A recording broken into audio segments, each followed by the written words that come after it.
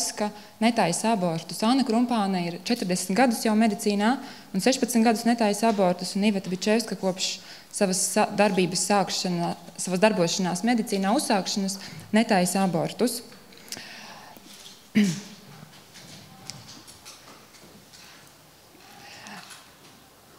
Pats pirmais jautājums, ko es gribētu mums visiem uzdot. Cik veci mēs īstenībā esam? Vai mūsu vecums ir tāds, kāds ir ierakstīts pasē? Tiešām? Bet varbūt mēs varētu pielikt nedaudz klāt.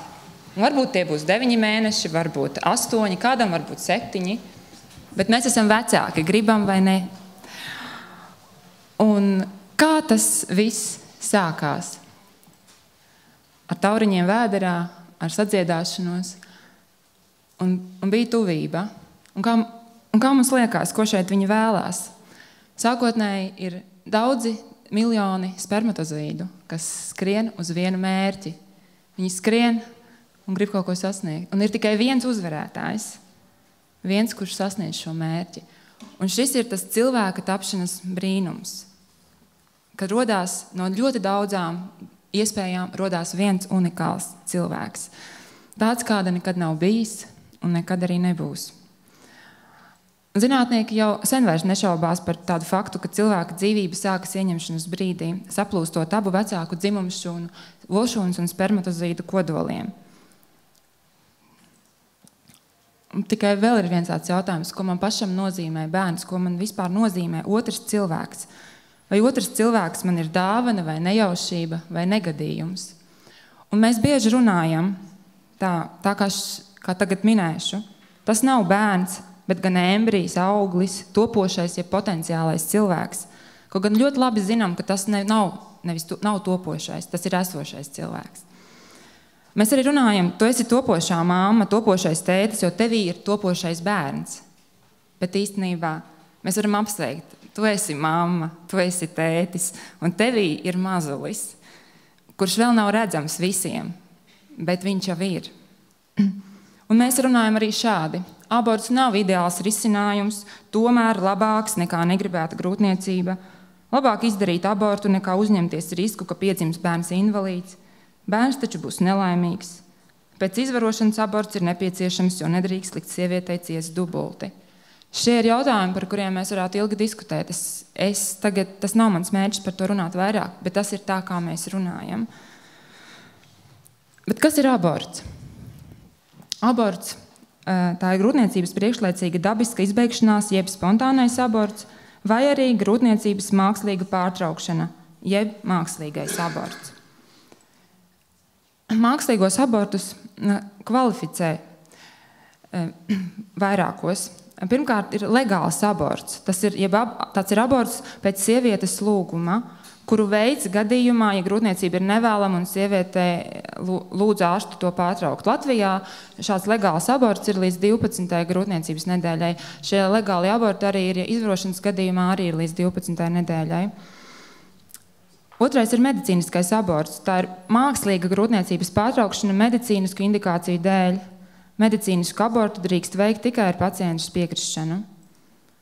Ir arī provocēts aborts.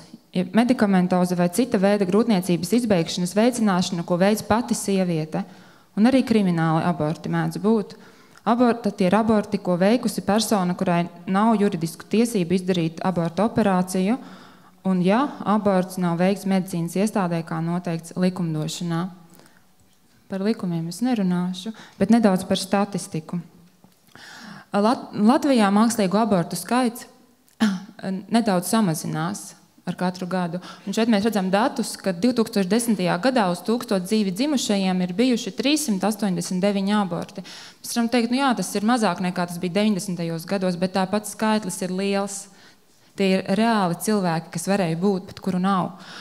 Un 2010. gadā vislielākais mākslīgo abortu skaits veikts sievietēm vecumā no 20 līdz 24 gadiem. Un 6 mākslīgi aborti veikti meitenēm, kuras bijušas jaunākas par 14 gadiem. Un te mēs redzam līkni, kā aborti Latvijā samazinās no 90. gadu sākuma. Un tagad parunāsim, kā notiek mākslīgais aborts. Līdz 12. grūtniecības nedēļai grūtniecību pārtrauc ar ķirurģiskām un medikamentozām metodēm. Tagad man rokās ir mazulīši, ja, kādi viņi izskatās. Tā ir 12. grūtniecības nedēļa. Ja, šeit ir oriģinālais lielums. Nu, kādi viņi izskatās māmas klēpī. Līdz šim laikam ir atļauti aborti pēc izvēles. Ķirurģiskās metodas laikā dzemdes kakls tiek mehāniski paplašināts ar īpašiem instrumentiem un ar vakuumu tiek izsūkts mazulis ārā. Šis aborts tiek veikts līdz 9 grūtniecības nedēļām, kamēr viņš vēl ir tāds mazāks.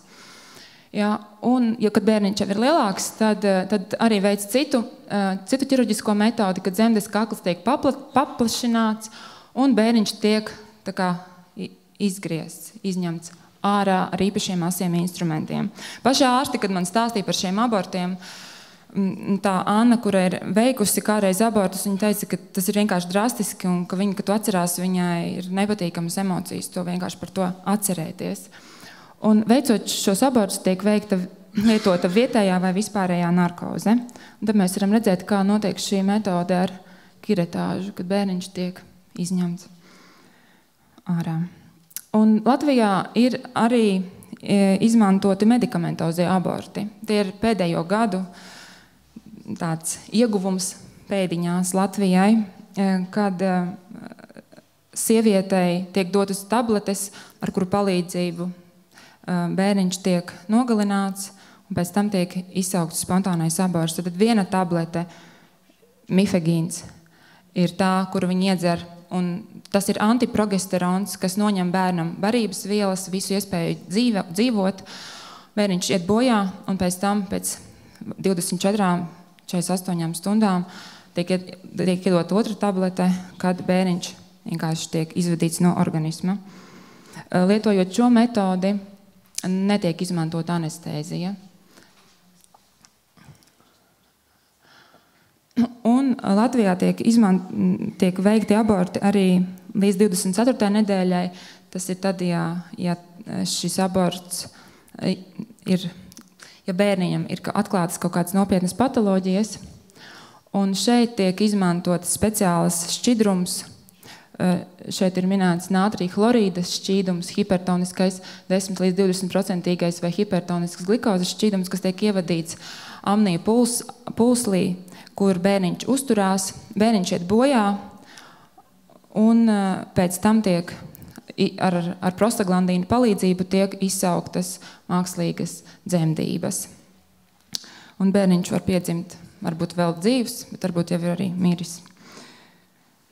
Tā kā šo te komplikāciju biežums vēlīno abortu gadījumā ir ļoti augsts, tad grūtniecības pārtraukšanas metodi izvēlas individuāli. Tad, ko tur ievada tam bērniņam, to tad izvēlās individuāli. Un te es tagad gribēju parādīt, kāds izskatās šis mazulis. Ja? Tātad šeit ir izdzīvojis mazulis 23 nedēļās un 5 dienās. Šeit ir 20 nedēļu veca mazuļa oriģinālais lielums. Tāds viņš ir 20 nedēļās, bet līdz 24 veic šos abortus.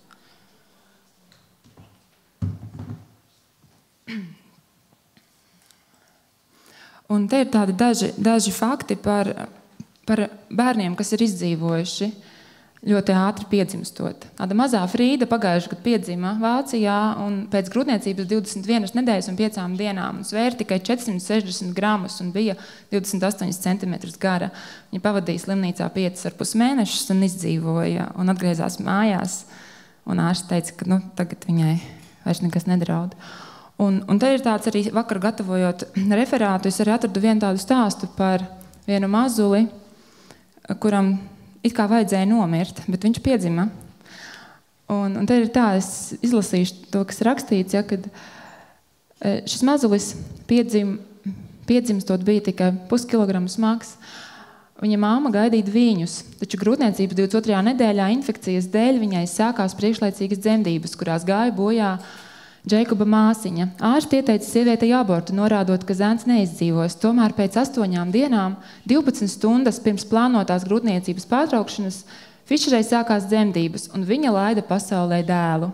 Mēs nespējām noticēt savām ausīm, kad ārsti mums ieteica padomāt par abortu, stāstīja jaunā māmiņa, mums pateica, ka man ir kāda infekcija un ka bērniņš neizdzīvos. Mēs to negribējām darīt, taču par laimi mums nebija jāpieņem šis lēmums, jo pusnaktī man sākās dzemdības. Un Džeikobs ir kļuvis par visagrāk piedzimušo un izdzīvojušo Dvīni Lielbritānijā. Viņš gribēja piedzimt, taču mammu sarunāja, ka viņš grib dzīvot tomēr. Un vēl ir daži fakti arī par to, kad bērns jūt sāpes, kad viņš sāk just sāpes. Un šis diskusijas par to, kad bērns sāk just sāpes, jau ir vairākus gadus, un pierādījumi viennozīmīgi norāda uz to, ka bērns jūt sāpes jau 11. dzīves nedēļā. Ja, un arī arvien vairāk neirologu un embriologu apgalvo, ka bērns sāk just sāpes daudz agrāk, ka tā varētu būt pat 5. 6. nedēļa, kad ir pamanītas agrākās kustības. Un arī vēl ir arī cilvēki, kas min, ka varbūt arī tas ir vēl krietni ātrāk. Jo, kā mēs zinām, ja tas ir cilvēks, tad iespējams arī sāpes viņš varbūt jūt arī jau no paša sākuma. Ja. Un tagad... Jā, un šeit arī vēl bija pētījumi, kas pierādīja, ka 20 nedēļu veca mazulis abortā jūt spēcīgas un plosošas sāpes. Un biežākās medikamentozi veiktā aborta komplikācijas, tas tad, kad viņi iedzer tableti un bērns iet bojā.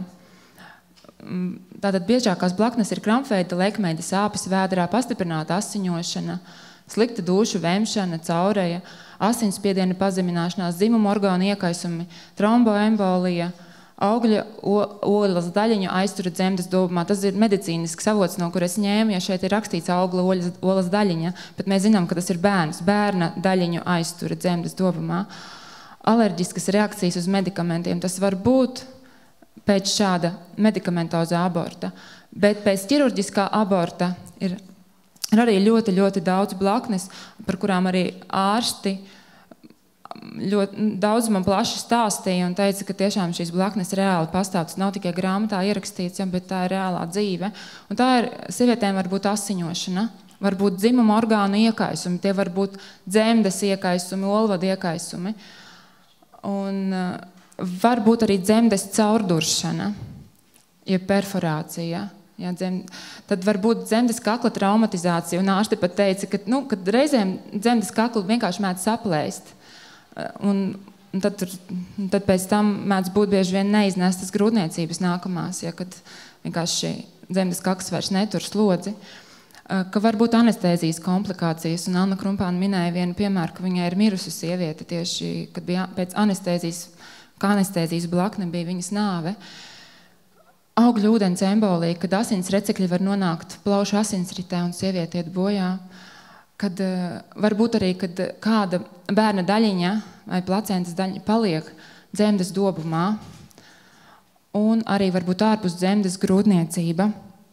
Arī varbūt šī neiznēsāšana, ko jau es minēju, varbūt arī šī sekundārā neauglība. Tas nozīmē, ka viņa ir bijusi auglīga, ir bijusi spējīga iznēsāt un radīt šo bērniņu, bet tagad viņa ir kļuvusi neauglīga. Un man pat doktora Anna Krumpāna minēja, ka tie ir 40% gadījumi, kad nāk sievietes ar neauglības problēmām, un kurām ir bijuši pirmie aborti. Protams, es tādus datus neatradu nekur, cik procenti, jā, bet man abi ārsti minēja, ka tas ir viens no ļoti svarīgiem faktoriem, kāpēc pēc tam iestājas neauglība, tieši, ja tiek pārtraukta pirmā grūtniecība.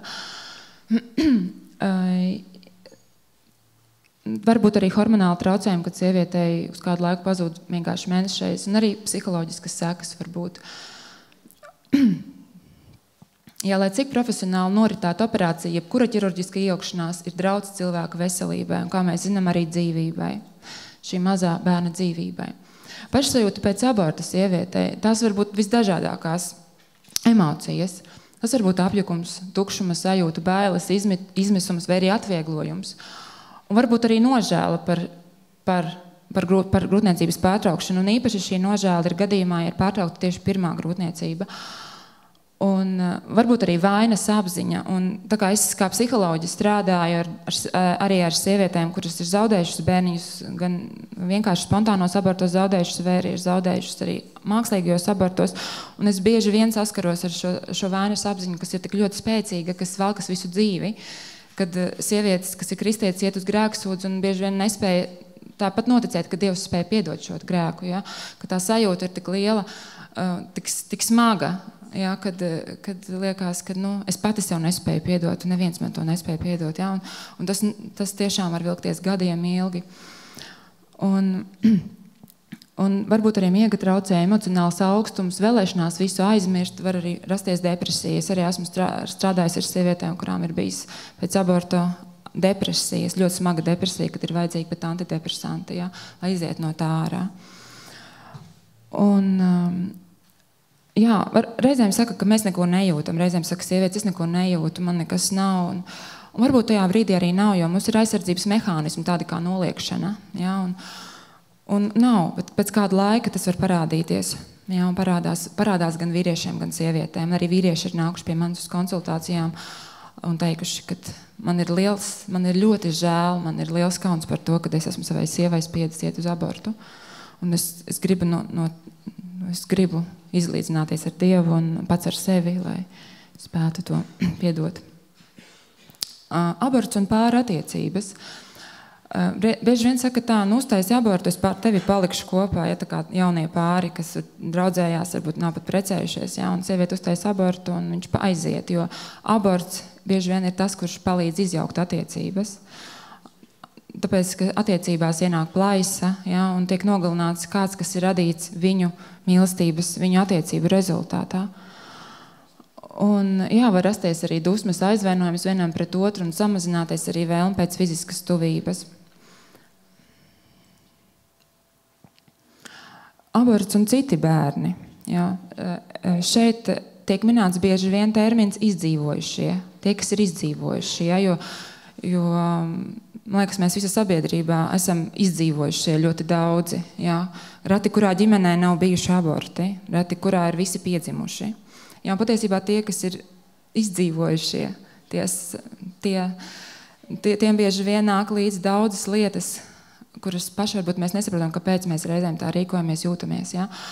Un īpaši arī lasot dažādos avotos, protams, te nav tādi gluži zinātniski pētījumi, ja, un pierādījumi, bet tiek minēts, ka ja drīz vien pēc aborta iestājas grūtniecība, tad šis bērns, kurš nākamais, kas nāk pēc šī aborta, ka viņš var visu dzīvi just gan bailes, tādas pārlieku lielu nedrošību, gan uztraukumu par sevi, par savu veselību, un mēdz arī to izpaust savā dzīvē, bieži vien agresīvā uzvedībā. Un tieši šo man minēja doktora Anna Krumpāne, ka viņa savā praksē ir saskārusies ar gadījumiem, kad sievietei jau ir kāds bērniņš, un pēc tam ir aborts, un tad dzimst nākamais, un tad šis nākamais ir tāds ļoti, ļoti izteikti agresīvs, un viņa savā praksē šādu salika kopā. Šeit, protams, nebija man tādi avoti zinātniskie pētījumi, ja, pierādīti, bet dzīve rāda daudzas lietas, jo padomāsim paši, ja tā vieta, kur ir jābūt tam dzīvības templim, kurā aug šis mazulis, ja viņa kļūst par tādu vietu, kurā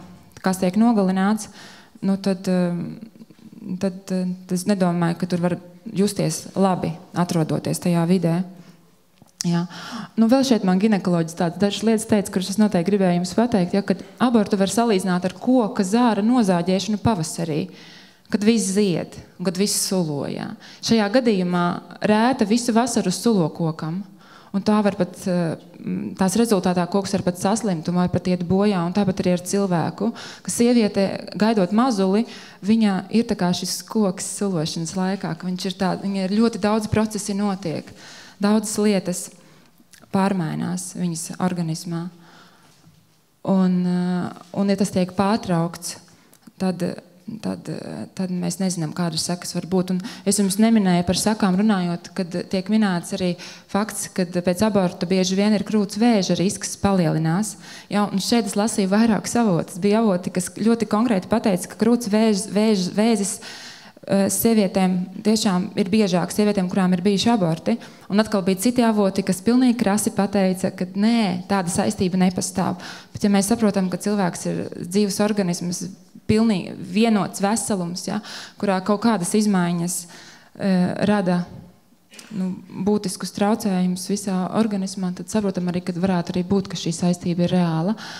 Ja, un bieži vien ārsti saka, ka mums biežāk pārmet to, ka mēs neatrunājām no abortu, nevis pārmet to, ka ir pierunājis saglabāt bērniņu. Tas bija tiešām, viņa abas ārstas minēja, ka reāli tā ir, kad ir pēc vairākiem gadiem pēc abortu izdarītā nāk pie viņas un saka, kāpēc tu man toreiz neatrunāji? Un tāpēc arī viņas uzsver, ka ir ļoti daudz jārunā, ir jāskaidro, jāpārliecina šie cilvēki, šie vecāki, kas gaida mazuli, jārunā ar viņiem, ka katrā bezizējā izēja un ka šī izēja nav noteikti aborts. Ja? Un arī viņas uzsvēra to, ka ārstiem nevienam nav patīkami taisīt abortu. Tā ir iekšēji tāda nepatika pret šo lietu. Un es vēl noslēgumā gribēju tādu nelielu pielikumu jums parādīt. Ja, kad šeit būs tādi daži mūsu tautā ļoti īpaši cilvēki, kas piedzima kā 3., 4., 5., 10. bērni ģimenē. Vai šodien viņi piedzimtu, jo bieži vien jau tie 3. nepiedzimst, vai pat 4. nepiedzimst. Bet vai viņi piedzimtu? Un cik gan tādu nav piedzimuši, un arī tu un es, mēs visi varējām nepiedzimt. Ja? Un šeit mēs varam redzēt Annu Brigaderi, kas bija 3. bērns, 3 bērnu ģimenē. Krišāns Valdemārs arī bija 3. bērns, 4 bērnu ģimenē. Auseklis bija 5. bērns ģimenē. Jauns Drabiņš arī 5. bērns ģimenē. Krišāns Barons 8. bērns ģimenē. Kārlis Skalbe 10. bērns ģimenē. Ja, un pašā noslēgumā es tikai vēl vienu tādu citātiņu gribēju no vienas grāmatas minēt, ja, kad mātes klēpis ir pirmās mājas, kuras dzīvi apmetas bērns. Viņa pirmā dzimtene, pirmais šūpulis, ekoloģiskā niša, kur risinās vislielākais dzīves brīnums. Mums ir jāiepazīst to, kurš šajā mājā apmetas, un pateicoties, kuram māte ir svētītā stāvoklī. No cilvēka esības pirmo māju kvalitātes ir atkarīga bērna nākotne, bet tātad pasaules nākotne. Tādēļ nepieciešams ir slēgt miera līgumu ar šo zemi, kas rada cilvēciskās dzīvības augļus, ievērojot morālos principus, apsaimniekojot tās bagātības, bet tātad respektējot dabisku ģimenes ieņemšanas, grūtniecības norises un dzemdību plānošanu. Kāds ir teicis, ja tu domā par gadu uz priekšu, nopērc šūpuli, ja domā 10 gadus uz priekšu, iekārto bērnistabu, ja domā 100 gadus uz priekšu, audzini bērnu jau no ieņemšanas brīža, audzini ar mīlestību mīlestībai. Paldies par uzmanību!